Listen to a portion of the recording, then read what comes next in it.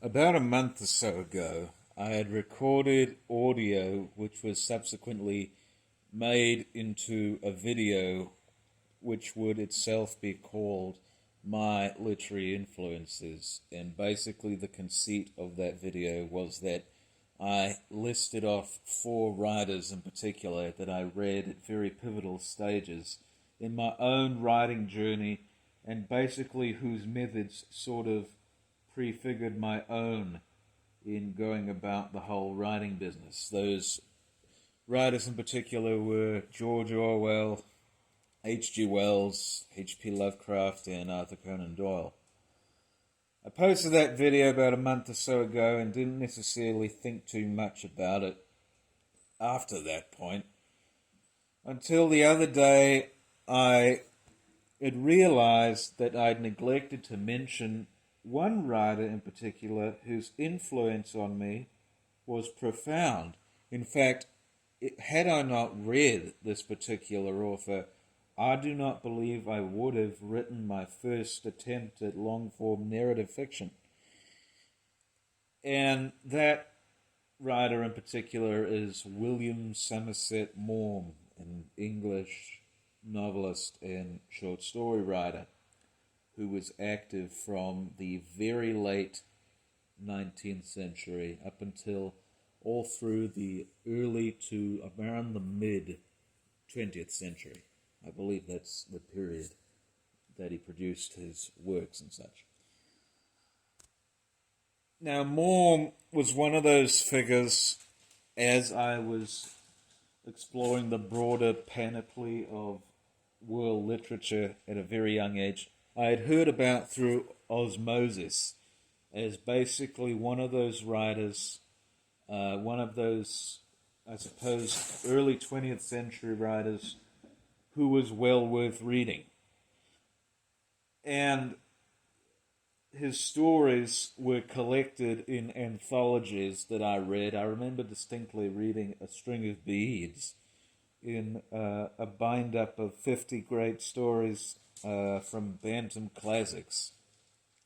And gradually I decided to pick up his collected stories, Volume 4, because that was the only one I could find in the Penguin Classics edition.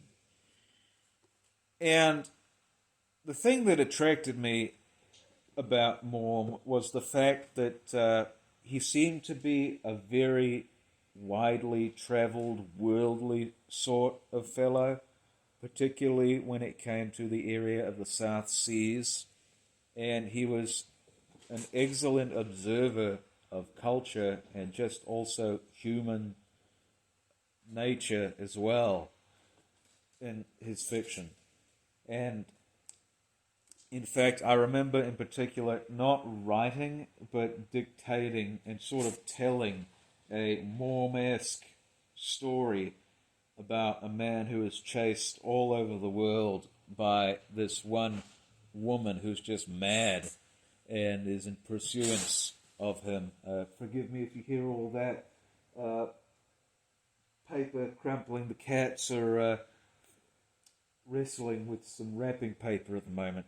But I believe End of the Flight was the story that mine was based on.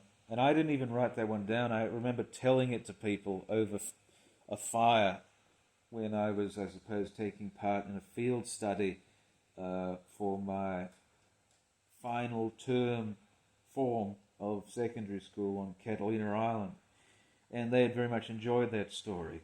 On the subject of school, in fact, I do remember also doing a piece for advanced literature on his story, The Man with the Scar, which I think is his one great short story, and how it was an expert example of irony in literature. There are so many layers to it that make it just so ingenious. If you have not read it yet, I do recommend you read The Man with the Scar by W. Somerset Maugham. It will be probably the most pleasurable 10 minutes of the day if you happen to do buckle down and read it. And Also, the fact that Maugham had lived on the French Riviera sort of instilled a kind of romantic interest in me as a writer, that perhaps maybe I could very well be like that. I remember when I was working on those very, very bad Lost World manuscripts that I had a fantasy about perhaps purchasing the Conan Doyle estate one of these days. Of course, I'm not entirely sure what's happened to that estate, you know, the one in Crowborough over there in Sussex. I think it's been turned into a school for children with autism or something. I'm not entirely sure. But nonetheless, uh, that, I suppose, in a way, interested me about Maugham. One thing also that had me interested about Maugham was his seeming chronic obsession with the card game bridge. It made an appearance in a couple of his stories, but was mainly talked about in his writer's notebooks as something that he found to be very stimulating and such. And I remember very distinctly writing a story in which bridge was an integral part, and also challenging many of my schoolmates to games of bridge, which I had learned a pidgin version of and didn't necessarily know all of the rules to. So that, in another sense, is a key point of fascination for Maugham in me as a young man. And so, when I was about 17, I had decided to look and see what sort of novels this fellow had written and see perhaps if they were of any interest.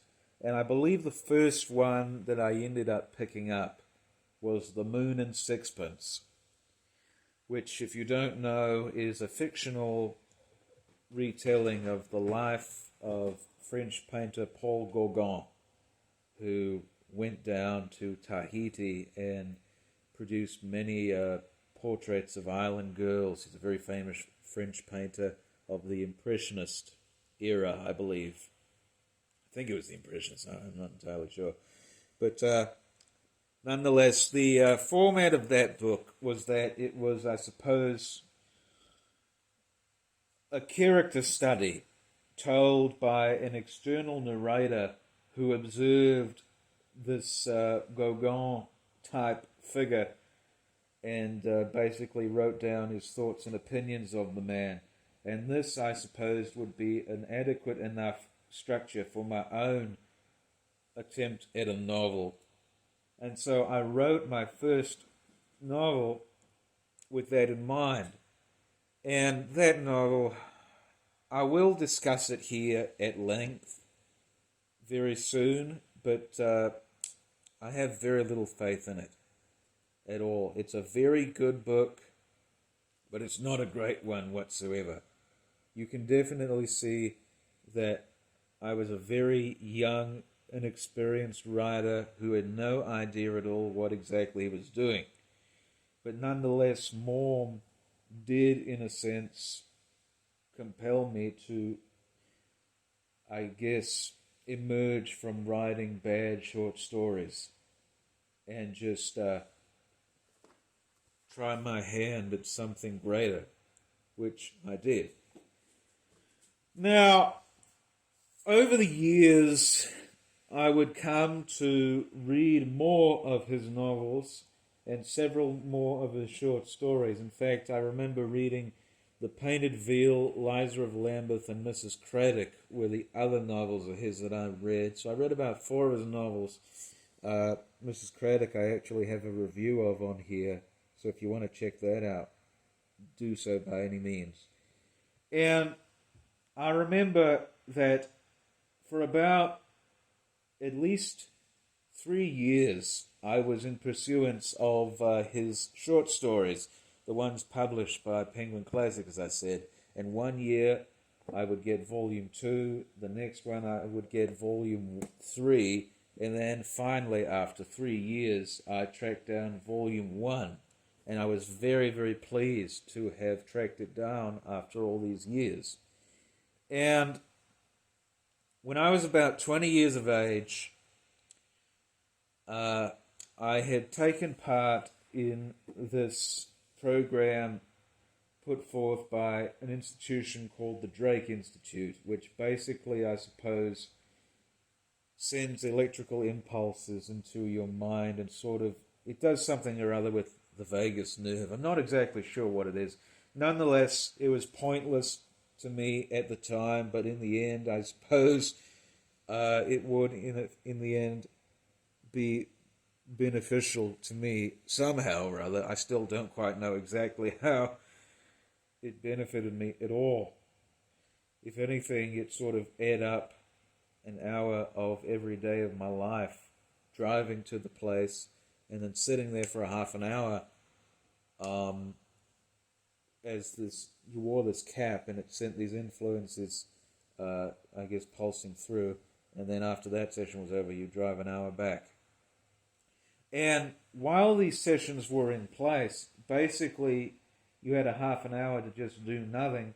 And so what I would do is I would just take various collections of short stories with me and read throughout these sessions. And I remember distinctly reading quite a lot of Conan Doyle stories out of the uncollected Conan Doyle, as well as some by Kingsley Amis, and particularly Somerset Maugham's stories. And I took volume 1 with me because I had got it at that time and was very anxious to see just how he began as a writer.